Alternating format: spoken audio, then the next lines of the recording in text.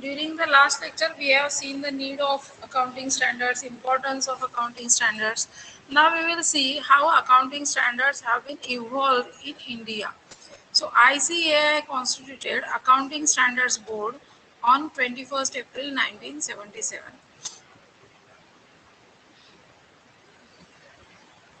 एक मिनिट आहे. तुम्हाला आवाज सरांचा पण येतोय आणि माझा पण येतोय का? का फक्त माझा येतोय?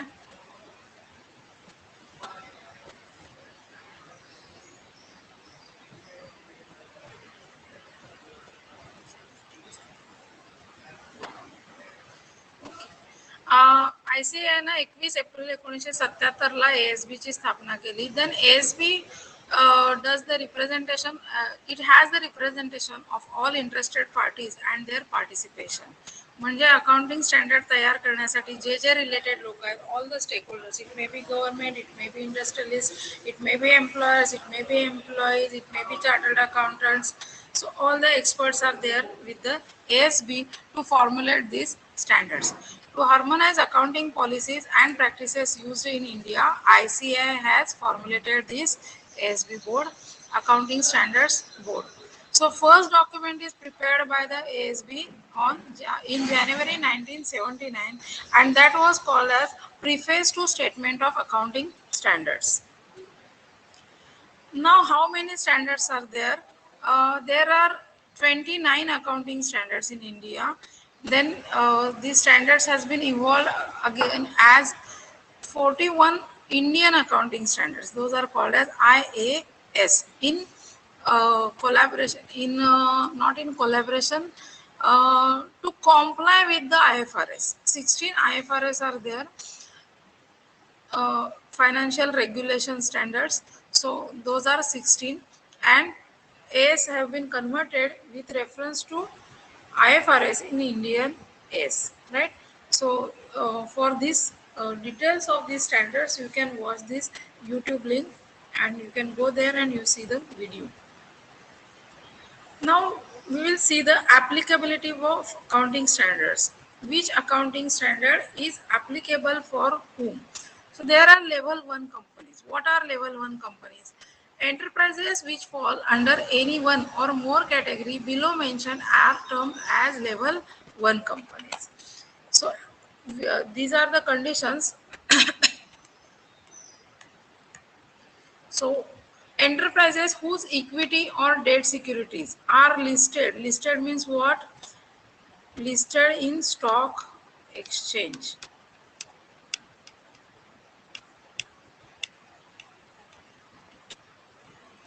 The सिक्युरिटीज म्हणजेच इक्विटी शेअर कॅपिटल किंवा डिबेंचर्स जे आहेत कंपनीचे, ते डिबेंचर्स किंवा इक्विटी शेअर्स स्टॉक एक्सचेंजमध्ये नोंद झालेले असतील, लिस्ट झालेले असतील, तर काय करायला लागेल, तर त्या सगळ्या एंटरप्राइजेस जे आहेत त्यांना आपण लेवल 1 कंपनी म्हणतात.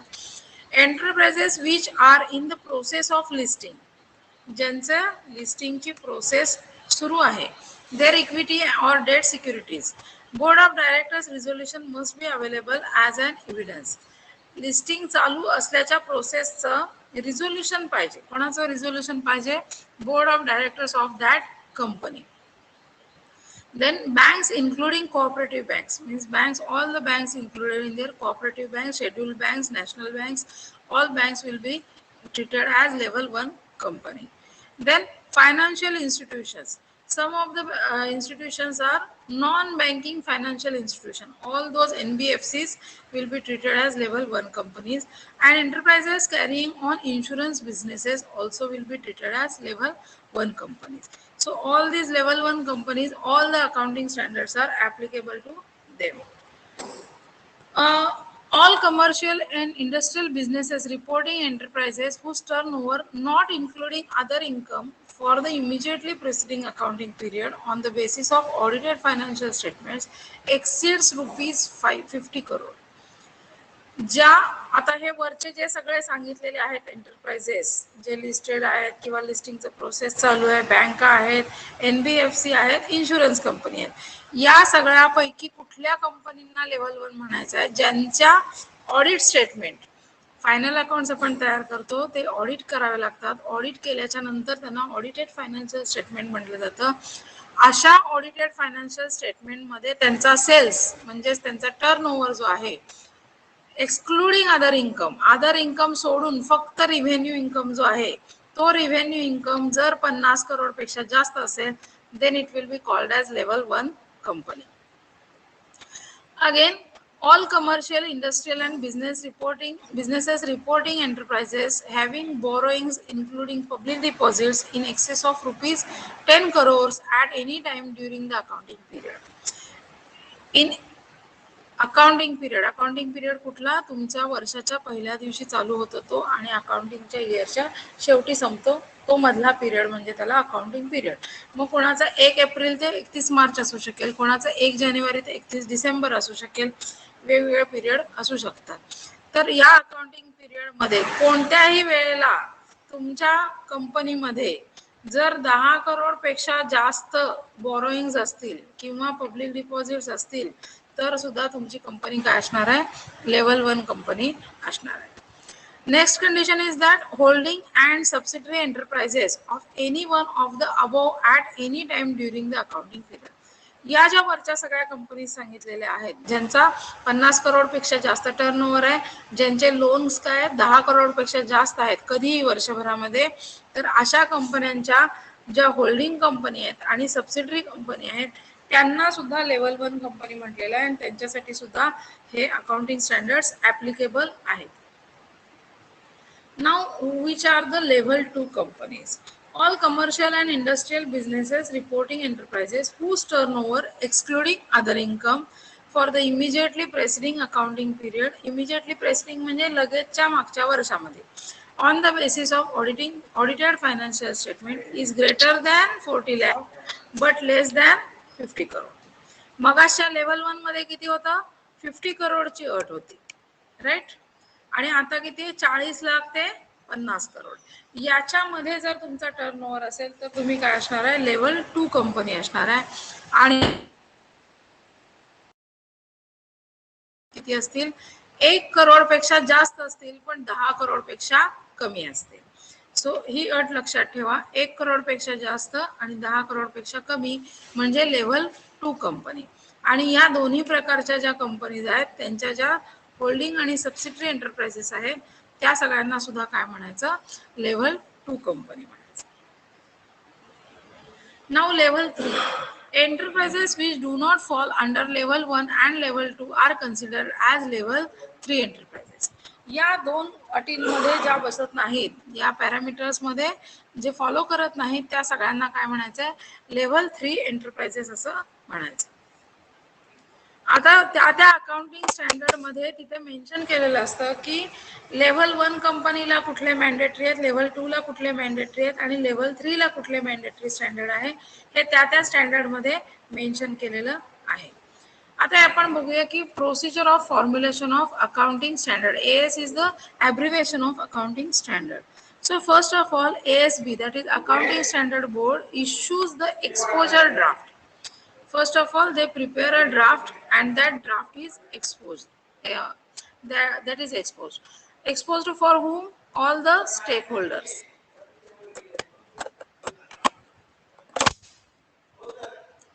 That draft is exposed for all the stakeholders. Which are the stakeholders of the accounting standard? अकाउंटिंगशी रिलेटेड जे जे आहेत ते सगळे अकाउंटिंगचे स्टेकहोल्डर्स आहेत. मग त्याच्यामध्ये गव्हर्नमेंट आलं,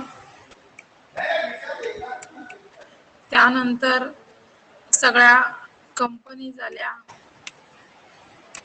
मग सगळ्या कंपनीजना विचारणार का तर नाही, तर कंपनीचे जे रिप्रेझेंटेटिव्ह एसबीने नेमलेले असतील त्यांना एसबी त्यांच्याकडून फीडबॅक घेईल.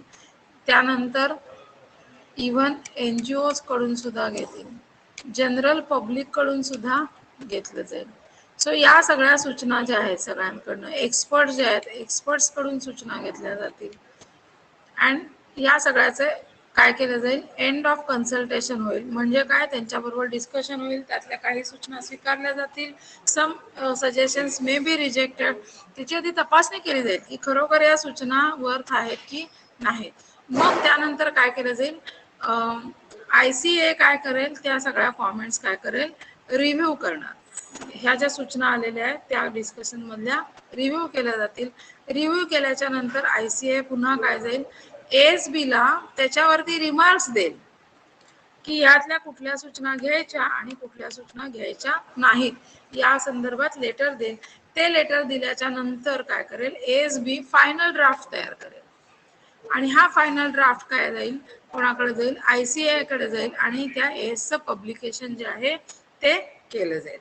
आणि हे जे ICAI ही जी इन्स्टिट्यूट आहे that will issue the standard.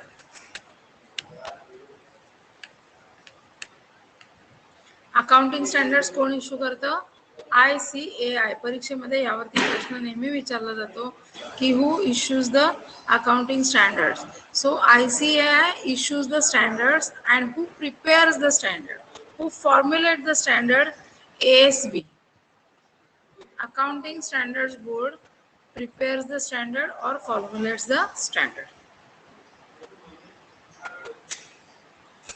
आता आपल्याला बघायचं आहे पहिलं अकाउंटिंग स्टँडर्ड जे आहे. जे सगळे अकाउंटिंग स्टँडर्ड्स आहेत त्याच्यापैकी तुम्हाला 3 अकाउंटिंग स्टँडर्ड्स बघायचे. हे पहिलं स्टँडर्ड आहे डिस्क्लोजर ऑफ अकाउंटिंग पॉलिसीज. दुसरं आहे इन्व्हेंटरी व्हॅल्युएशनचं स्टँडर्ड आहे आणि AS9 जे आहे ते आहे revenue recognition. So all these 3 standards we are going to see. So first standard is disclosure of accounting policies. So purpose of the accounting standard: to facilitate better understanding of financial statements and to facilitate meaningful comparison between financial statements of different enterprises. ज्या वेळेला तुम्ही एखादी balance sheet वाचता किंवा profit loss statement वाचता तर वाचल्यानंतर आपल्याला सगळ्याच गोष्टी लक्षात येतात असं नाही. तर त्याचं अंडरस्टँडिंग आपल्याला व्यवस्थित व्हावं, डिटेल्स त्यातले कळावेत आणि त्याच्यासाठी हे डिस्क्लोजर दिलं जातं. डिस्क्लोजर म्हणजे काय, तर एखादी गोष्ट डिस्क्लोज करणं, क्लोज असलेली गोष्ट काय करणं, उलगडून दाखवणं म्हणजे डिस्क्लोज करणं. So we need the disclosure. आता why we need the disclosure, तर ते आपण पुढे बघणार आहोत. दुसरा पर्पज इथे दिलेला आहे, to facilitate meaningful comparison between financial statements of different enterprises. वेगवेगळ्या एंटरप्राइजेस ज्या आहेत, बिझनेस एंटरप्राइजेस, त्यांच्यातलं कंपॅरिझन तुम्हाला करायचं असेल तर त्यामध्ये युनिफॉर्मिटी असली पाहिजे, त्यांच्या पॉलिसीजमध्ये युनिफॉर्मिटी असली पाहिजे, तर कंपॅरिझन करता येईल आणि ते मिनिंगफुल कंपॅरिझन होईल. That's why we need this accounting standard 1, disclosure of accounting policies. Now see the meaning of accounting policies. What are the accounting policies? पॉलिसीला आपण मराठीमध्ये काय म्हणतो तर धोरणं असं आपण म्हणतो. So accounting policies means those are specific accounting principles. Those are methods of applying those which principles adopted by the enterprises. Then these are used in preparation of financial statements. या पॉलिसीज कुठे वापरतो आपण, तर financial statement तयार करण्यासाठी किंवा present करण्यासाठी आपण त्या वापरतो. आता यामध्ये अकाउंटिंग पॉलिसीज कुठल्या कुठल्या एरियाजमध्ये आपल्याला अकाउंटिंग पॉलिसीज डिसाईड कराव्या लागतात, त्याचा डिसिजन घ्यावा लागतो. ट्रीटमेंट ऑफ गुडविल आहे, गुडविलची ट्रीटमेंट कशी द्यायची, गुडविल बॅलन्स शीटमध्ये ठेवायचं की नाही ठेवायचं. Valuation of inventory, inventory valuation करण्यासाठी which method you are going to follow. You are going to follow FIFO method or weighted average method or any other method you are going to follow. Valuation of investments, इन्व्हेस्टमेंटचं valuation तुम्ही carrying कॉस्टला करणार आहे, historical कॉस्टला करणार आहे, market व्हॅल्यूला करणार आहे. Again you have to take the decision. Valuation of fix assets, fix असेट्सचं रिव्हॅल्युएशन तुम्ही करणार आहे का, त्याची काय व्हॅल्यू तुम्ही बुक्समध्ये लिहिणार आहे, तुम्ही रिटर्न डाऊन व्हॅल्यू दाखवणार आहे, हिस्टॉरिकल कॉस्ट दाखवणार आहे, डिप्रिसिएशनच्या मेथड्स तुम्ही कुठल्या कुठल्या वापरणार आहे, स्ट्रेट लाईन मेथड वापरणार आहे की WDV मेथड वापरणार आहे की आणखी कुठली डेप्लिशन मेथड वगैरे वापरणार आहे. That we have to decide. Then treatment of retirement benefit, retirement benefits जे असतात, ग्रॅच्युटी असेल तर त्याचे बेनिफिट्स जे देतात त्याचं ट्रीटमेंट तुम्ही अकाउंटिंग ट्रीटमेंट कशी देणार आहे ते बघितलं पाहिजे. Treatment of contingent liability. Contingent liabilities are those liabilities which may or may not occur. So what treatment you are going to give for such contingent liability? Again, you have to take the decision. So in all cases, you have many choices.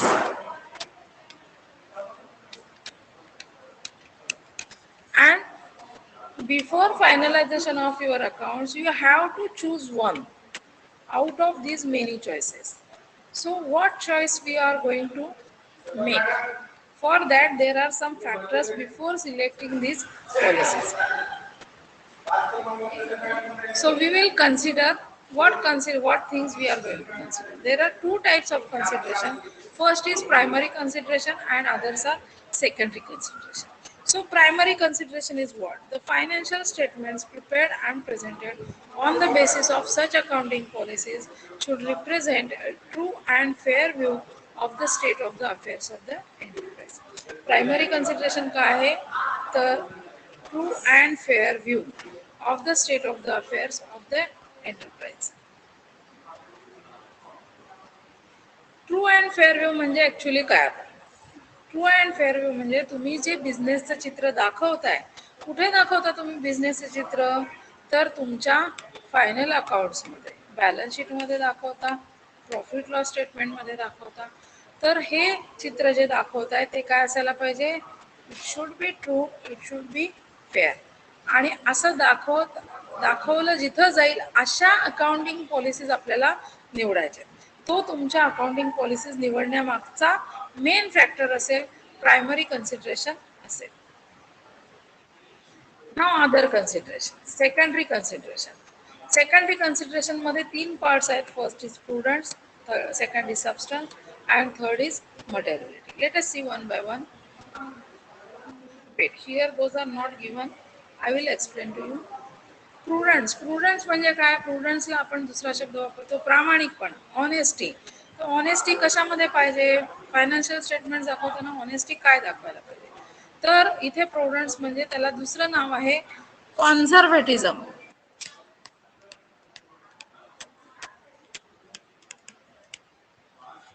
तुम्ही या notes लिहून घेऊ शकता बरं का. काही शब्द किंवा काही गोष्टी मी इथं सांगत असते, तर तुम्ही बाजूला नोटबुक ठेवा आणि you can write them down. So prudence is also called as conservatism. आता कॉन्झर्व्हेटिझम म्हणजे काय? तर तुम्हाला समजा तुम्ही 50,000 रुपयाचा माल विकलाय. You have sold the goods of rupees 50,000, but the sale is not completed. Goods are not delivered. तुमचं फक्त ॲग्रीमेंट झालेलं आहे की एवढे विकायचं आहे माल म्हणून. Goods are not delivered. Payment is not done. You did not receive any money. Titles are not transferred. Title transfer झालेले नाहीत. गुड्स तुम्ही डिलिव्हर केलेले नाही आहे आणि तुम्हाला पैसे सुद्धा मिळालेले नाही आहे. सो फक्त ॲझ्युम केलेलं आहे की हा सेल झालेला आहे, प्रत्यक्षात सेल झालेला नाही आहे. मग यातला जो काय प्रॉफिट आहे या सेलमधला, तो तुम्ही रेकॉर्ड करू शकत नाही. You can not record this profit. So future मधले प्रॉफिट जे आहेत,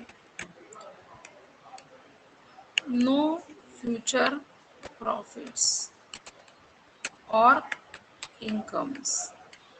आमचा 4 दिवसांनी माल विकला जाणार आहे, तर तुम्ही ते प्रॉफिट लॉस अकाउंट मध्ये दाखवू शकत नाही. आम्ही अमुक अमुक फिक्स सेट विकत घेणार आहोत, तर तुम्ही ती बॅलन्स शीट मध्ये दाखवू शकत नाही. But if there are any future losses,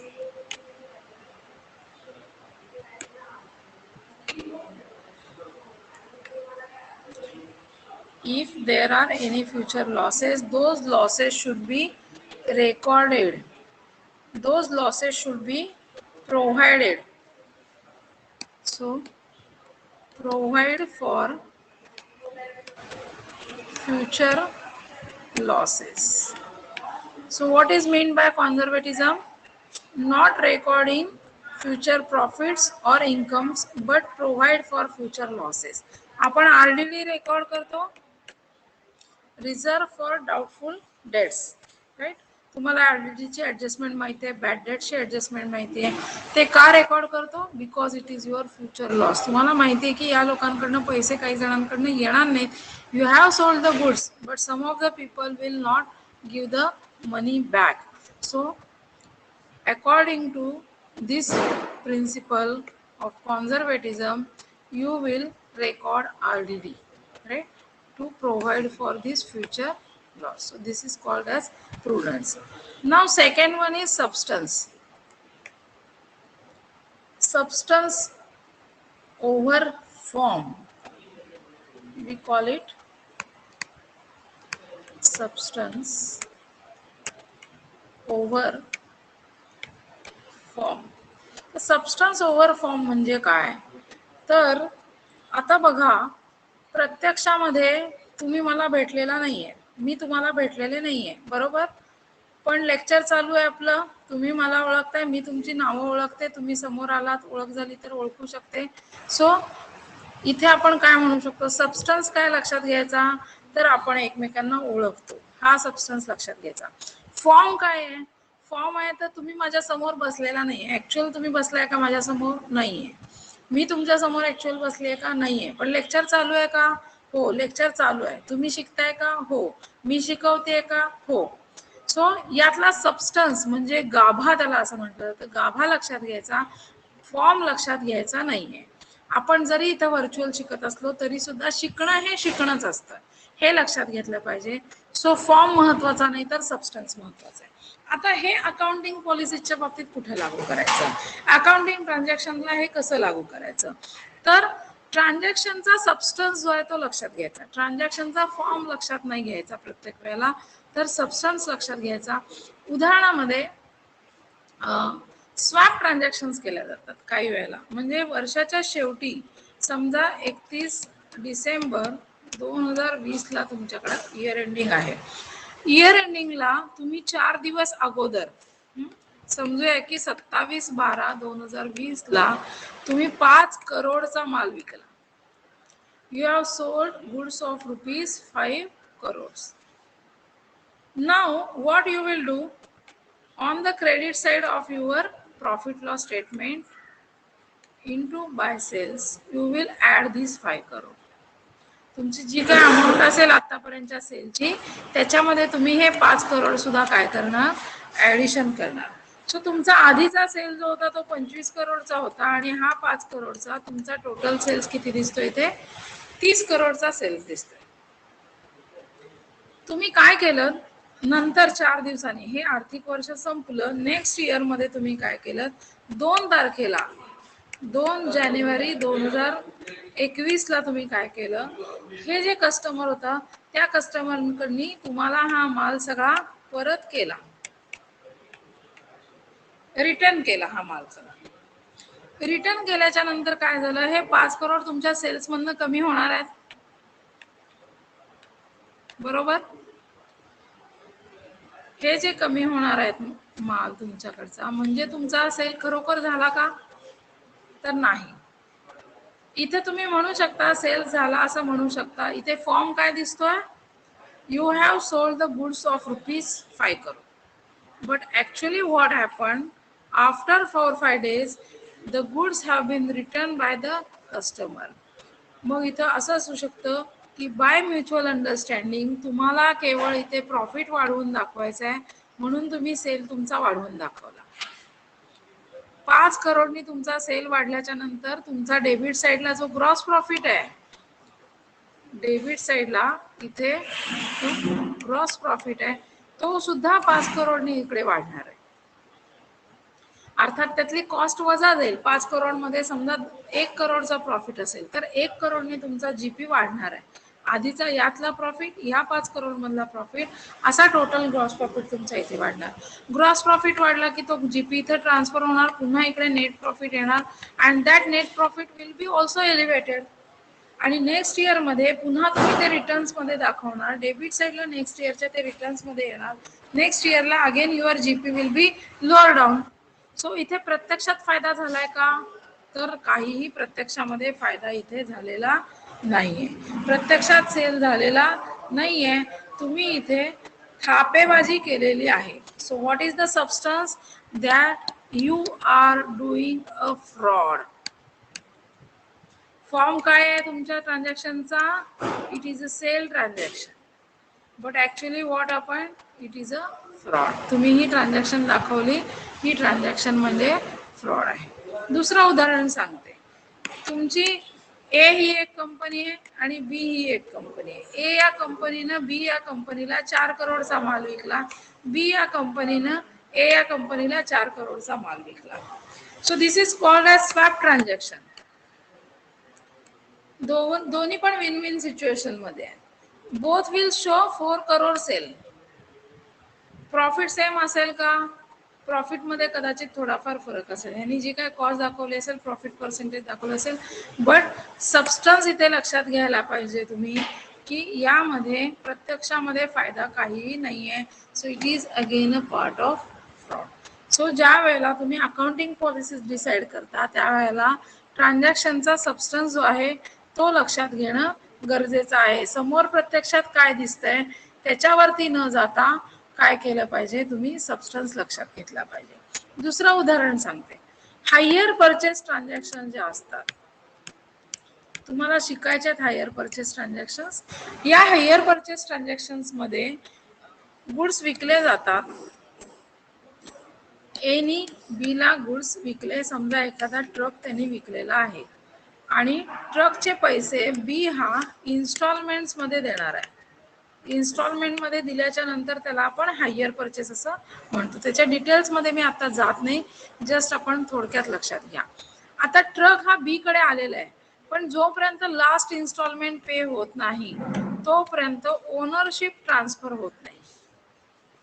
he ownership last installment पे केल्यानंतरच ट्रान्सफर होणार. मग या ट्रकचं डिप्रिसिएशन कोणाच्या बुक्स मध्ये रेकॉर्ड करायचं? बी हा ओनर आहे का? नाही.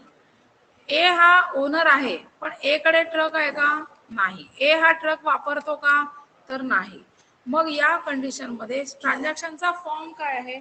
The form is that A is the owner of the transaction, owner of the truck, and B is having the possession of the truck and B is using the truck, but B is not the owner of the truck.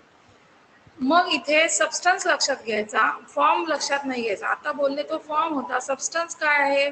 B use करतोय आणि बी भविष्यामध्ये त्याचा owner होणारच आहे. Last installment पे केली की त्याला ownership मिळणार आहे. तोपर्यंत डिप्रिसिएशन सगळं जे आहे ते त्याच्याच बुक्स मध्ये डिप्रिसिएशन दाखवायचं.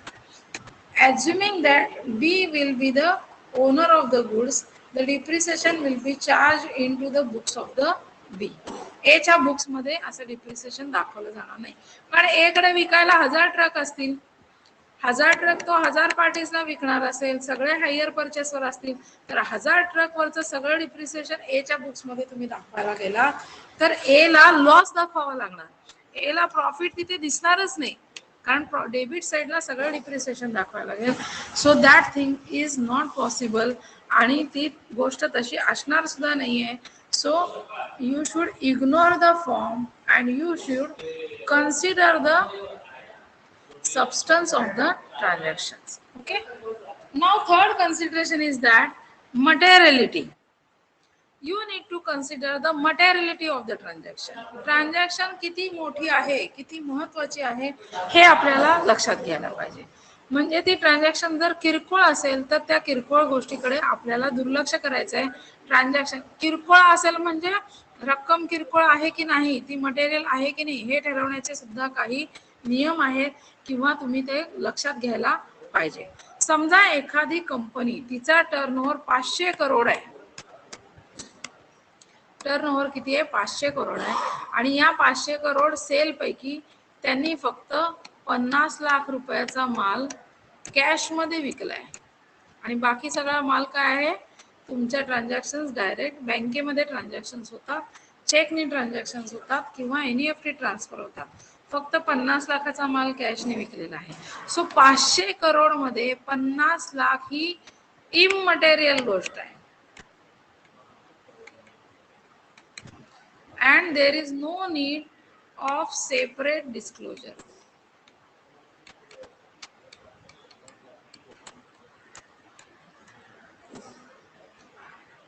पण एखाद्या बिझनेसचा टर्नओव्हर जो आहे तो 5 लाख रुपये आहे.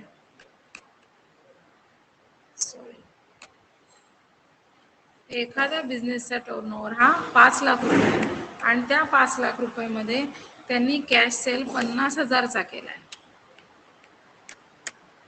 तर मात्र तुम्हाला काय करायला पाहिजे?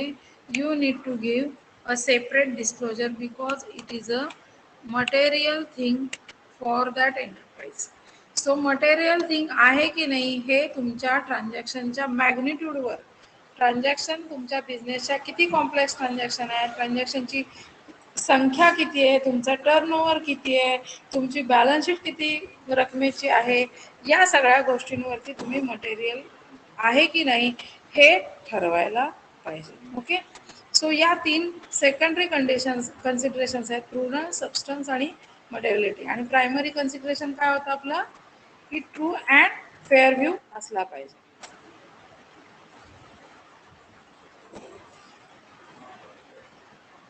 Let us see the fundamental accounting assumptions for consideration of the accounting policies.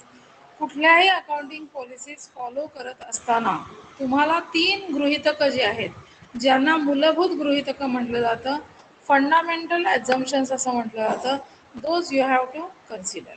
So first assumption is going concern, second is consistency and third is accrual. ही ॲझम्पशन्स प्रत्येक एंटरप्राइजला फॉलो केलीच पाहिजे. तर गोईंग कन्सर्न म्हणजे काय, तर गोईंग कन्सर्न म्हणजे आपण इयर एंडिंगला लिहितो फॉर द इयर एंडेड असं लिहितो, प्रॉफिट लॉस अकाउंटच्या हेडिंगमध्ये लिहितो फॉर द इयर एंडेड. पण तिथं बिझनेस संपतो का आपला, तिथे बिझनेस आपला संपत नाही. नेक्स्ट इयरला पुन्हा बिझनेस चालू होतो, नेक्स्ट इयरला आपण सगळ्या गोष्टी पुन्हा घेतो. बॅलन्स शीट मधले जे बॅलन्सेस आहेत ते सगळे बॅलन्सेस काय करतो आपण, कॅरी फॉरवर्ड करतो. ज्या वेळेला आपण फायनान्शियल स्टेटमेंट्स तयार करतो त्यावेळेला आपण गृहीत धरतो की ही एंटरप्राइज किंवा हा बिझनेस जो आहे हा नेहमी चालू राहणार आहे. So that business is treated as a going concern. Concern म्हणजे काय, तर तो बिझनेस, ती संस्था, ती इन्स्टिट्यूट, ती ऑर्गनायझेशन म्हणजे कन्सर्न. आणि गोईंग आहे म्हणजे ती चालू आहे आणि ती भविष्यात सुद्धा चालू राहणार आहे. आता हे केव्हा बंद होतं, ज्या वेळेला एखादी कंपनी खूप वर्ष तोट्यात येते, एखादा बिझनेस खूप वर्ष तोट्यामध्ये येतो, अशा वेळेला ती कंपनी वाइंड अप होणार असते. आणि जे त्यांचं शेवटचं वर्ष असेल तर ते काही तुम्ही अगोदर प्रेडिक्ट करू शकत नाही. ज्या वेळेला अशी कंडिशन येते त्याच वेळेला तुम्हाला ते समजू शकतं. तर त्यावेळेला ती कंपनी किंवा बिझनेस डिसाईड करतं की आता आपल्याला बिझनेस बंद करायचा आहे, we are going to shut down the business, we are going to wind up the business, and that time only this assumption will not be followed, and that time you have to specifically mention that this concern is not follow the fundamental accounting assumption of going concern. या पद्धतीचं वाक्य जे आहे ते खाली तुम्हाला नोट्समध्ये लिहिणं त्यावेळेला गरजेचं असतं. केव्हा, ज्या वेळेला हे फॉलो केलं जात नाही त्यावेळेला. Otherwise it's acceptance and usage is assumed. Second assumption is consistency. Consistency म्हणजे काय, तर एखाद्या गोष्टीमध्ये सातत्य असणं म्हणजे कन्सिस्टन्सी असणं. समजा तुम्हाला 10वीला 70% मार्क आहेत, 12वीला पण 71% मार्क आहेत, FYला पण 72% पडले. सो तुमच्या मार्क्समध्ये कन्सिस्टन्सी आहे, प्रोग्रेस आहे तुमचा, दरवर्षी तुमचा 1-1% मार्क तिथं वाढत चाललाय. किंवा एखाद्याला 10वीमध्ये 75% पडले, 12वीमध्ये 80% पडले, FYला 85% पडले आणि पुढे SYला आणखी वाढले मार्क, तर कुठेतरी तुमच्या ह्याच्यामध्ये कन्सिस्टन्सी आहे. दरवर्षी काही जण फेल होतात, तर त्या फेल होण्यामध्ये सुद्धा कन्सिस्टन्सी आहे. बिझनेसचा जो प्रोग्रेस आहे, बिझनेसमध्ये ग्रॉस प्रॉफिट आहे, नेट प्रॉफिट आहे, या सगळ्या प्रॉफिटमध्ये कन्सिस्टन्सी आहे. तुम्ही जे अकाउंटिंग पॉलिसीज यूज करता त्यामध्ये कन्सिस्टन्सी असली पाहिजे, हे इथे एक्सपेक्टेड आहे. म्हणजे कसं, तर तुम्ही डिप्रिसिएशनचं अकाउंटिंग करता, डिप्रिसिएशनला तुम्ही समजा स्ट्रेट लाईन मेथड किंवा ज्याला फिक्स्ड इन्स्टॉलमेंट मेथड असं म्हणतात, ती जर तुम्ही वापरत असाल तर दरवर्षी तुम्ही तीच मेथड वापरत राहिली पाहिजे, त्यामध्ये कन्सिस्टन्सी तुम्ही फॉलो केली पाहिजे. समजा व्हॅल्युएशन ऑफ इन्व्हेंटरी किंवा ज्याला आपण स्टॉक व्हॅल्युएशन असं आपण म्हणतो, त्या stock व्हॅल्युएशनसाठी if you are using FIFO method for many years and you have continued with that method, that means you are following consistency in the method of stock valuation, right? So this is called as consistency. And when you change the methods, समजा तुम्ही straight line method बदलली and you decided to follow WDV method, then there is no consistency follow.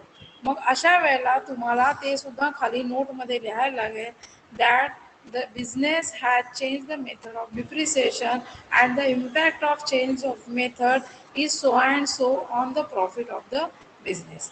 So the असं disclosure तुम्हाला द्यावं लागणार. Now third part आपण बघूया. Third part is accrual part. आपण जी सगळी सिस्टीम शिकतोय अकाउंटिंगची, all that is double entry accounting system. Which system we are following? Double entry. and double entry system is based on accrual concept. accrual concept म्हणजे काय? या वर्षाचे जे जे खर्च आहेत ते याच वर्षामध्ये रेकॉर्ड करा. या वर्षाचे जे जे इन्कम आहेत ते याच वर्षामध्ये रेकॉर्ड करा. पुढच्या वर्षीचं जे काय आहे ते घेऊ नका. पुढच्या वर्षीचा इन्कम सुद्धा घेऊ नका. मागच्या वर्षीचा खर्च असेल तो इकडे दाखवू नका. मागच्या वर्षीचा इन्कम या वर्षात मिळाला तो सुद्धा इकडून काढून टाका. सो ॲक्रूड या वर्षात जे आहे ते दाखवा. समजा या वर्षीचा इन्कम आहे, अजून तुम्हाला तो मिळाला नाही तर तो आउटस्टँडिंग इन्कम म्हणून ॲड करा. या वर्षीचं रेंट आहे, द्यायचे rent, that is expenditure. You have to pay that expenditure. तुम्ही ते पे केलेलं नाही आहे पण ते कुठल्या वर्षीचं आहे? याच वर्षीचं आहे. So pay it, show it. Outstanding expenditure और आउटस्टँडिंग रेंट, आउटस्टँडिंग सॅलरी, जे काय खर्च तुमचे द्यायचे राहिलेले ते सगळे खर्च तुम्ही इथे द्या. All those will be called as outstanding expenses. If you are having outstanding income, it is called as outstanding income, or you can call it accrued income or accrued expenses. ACCRUED, accrued expenses. So all these things you will include into your financial statements and you will choose the policies according to accrual assumption. सगळ्या transaction करत असताना तुम्ही नेहमी ह्या 3 गोष्टी लक्षात घेणार आहात आणि मग त्या ट्रान्झॅक्शन्स करणार आहात. जर तुम्ही ह्या 3 गोष्टी फॉलो करत नसाल, या 3 फंडामेंटल ॲझम्पशन्सना फॉलो करत नसाल, तर you have to mention that you are not following or you are not complying with the accounting assumptions, fundamental accounting assumptions. आता प्रत्यक्षात आपल्याला जे डिस्क्लोजर द्यायचं आहे, आपल्या अकाउंटिंग स्टँडर्डचं नाव काय होतं? पहिला disclosure of accounting policies. Disclosure काय काय डिस्क्लोजर द्यायचं आहे? First of all significant accounting policies adopted should be disclosed. सगळ्या सिग्निफिकंट अकाउंटिंग पॉलिसी, सिग्निफिकंट म्हटलेलं आहे बरं का. सिग्निफिकंट म्हणजे काय? Those are important. Those policy should be mentioned and those should be disclosed. आता डिस्क्लोज करायच्या म्हणजे काय करायच्या? सांगायच्या, दाखवायच्या, लिहायच्या, प्रिंट करायच्या. कुठं प्रिंट करायच्या? As a part of financial statement. Those are not separate. Those should be part of financial statements. Further, if any change in accounting policies, तुमच्या पॉलिसीमध्ये एखादा चेंज असेल तर त्याचा जो काय मटेरियल इफेक्ट असेल, म्हणजे त्याचा महत्त्वपूर्ण जर काही परिणाम होत असेल तुमच्या करंट पिरियडच्या प्रॉफिटवर किंवा लॉसवर, तर तो सुद्धा अमाऊंट ऑफ इफेक्टच्या सह, किती इफेक्ट होतोय त्याच्या अंदाजासह तुम्ही डिस्क्लोज करायला पाहिजे. समजा डिप्रिसिएशनची मेथड तुम्ही चेंज केली आणि त्याच्यामुळे तुमच्या प्रॉफिटमध्ये फरक पडणार आहे 5,000 रुपयाचा आणि 5,000 रुपये तुमच्या बिझनेससाठी मटेरियल असतील तर तुम्ही ते डिस्क्लोज करायला पाहिजे that we have change the method of depreciation and it has a material effect of ₹5,000 on our profit and the profit will be reduced by ₹5,000. असं डिस्क्लोजर तिथं द्यावं लागेल. फोर्थ, चौथं डिस्क्लोजर काय आहे? If the fundamental accounting assumptions. कुठले fundamental accounting assumptions? हे मगाचे going concern, consistency and accrual. हे एक्झम्पशन्स आम्ही फॉलो केलेले नाही आहेत. यातलं कुठलंही असेल फॉलो न केलेलं, that fact should be disclosure. For example, we are not following the consistency assumption, then it will be disclosed like that this enterprise किंवा we are not following the assumption of consistency. या पद्धतीने तिथे लिहावं. Okay. आता तुम्हाला काम काय करायचं आहे? You have to google these 3 things. First of all, what are the names of accounting standards? All accounting standards. then you have to go to the ICAI website and just see the website. What are the menu of the ICAI website? Then see the AS1 on ICAI website. ICAI website वरती तिथे सगळ्या accounting स्टँडर्डची नावं आपल्याला दिलेली आहेत आणि त्यातलं AS1 जे आहे ते जरा डिटेलमध्ये त्याचं वर्डिंग बघा की तिथे कसं लिहिलेलं आहे, अकाउंटिंग स्टँडर्ड कसं लिहिलं जातं हे सुद्धा तुम्ही बघा. ओके, सो इथे आपण प्रेझेंटेशन संपवतोय.